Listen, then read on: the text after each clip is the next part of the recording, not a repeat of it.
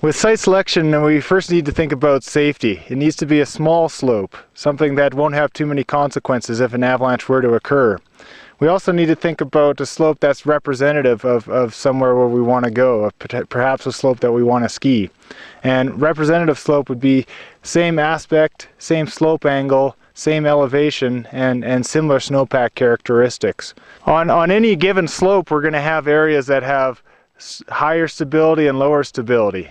And we want to target the areas with the lower stability, perhaps an area where the slab is a little thinner, or the slope is a little steeper, or the weak layer is perhaps a little more developed. So now I'm going to start digging.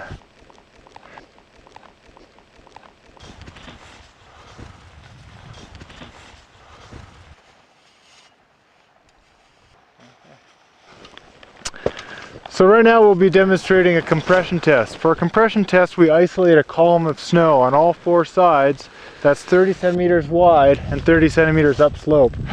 It can go as deep as about 1.20 meters, but once you go in deeper than that, you start introducing bending forces on the column and get inaccurate results. So once we've isolated the column, we place our shovel on top and we're into the light taps, the easy taps, starting just from the wrist. And we do 10 of those. 1, 2, 3, 4. And we're already seeing fractures start in the upper snowpack here. 5, 6, 7. There's another one there. That's more of a planar fracture. 8, 9, 10. And observing the character of the fracture is just as important as observing how hard you're tapping. If the fracture pops or if it drops suddenly, then that's a type of fracture that are often associated with avalanches.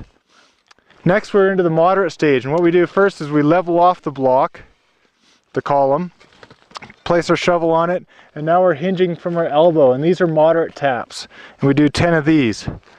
11, 12, 13, 14, 15, 16, 17. There's another fracture just started there. This one's more of a sudden fracture. 18. Now the whole column just dropped. We have another fracture there. And that's about it. 19, 20. Now we hinge our arm from the shoulder. This is in the hard stage now.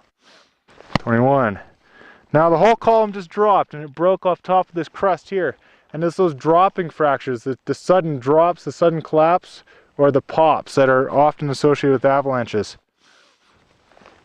22, 23, 24, 25, 26, 27, 28, 29, 30. Well, we got quite a few different fractures with the compression tests in the upper snowpack and the storm snow. Some of those fractures were planar and some of them were pretty sudden. So I think that gives us an idea that there's unstable snow out there and that skier trigger is possible.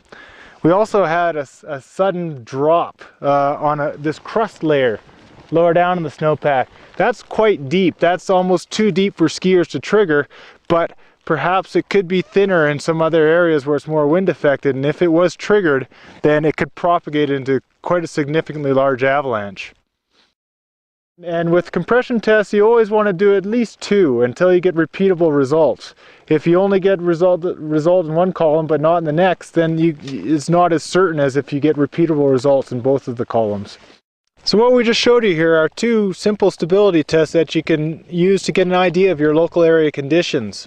They don't replace the avalanche bulletin, however. It is important that you check the regional bulletin for your conditions before you go out. Then you can use these stability tests to either verify the bulletin or perhaps give you some information that isn't mentioned in the bulletin, some information that pertains to your local area.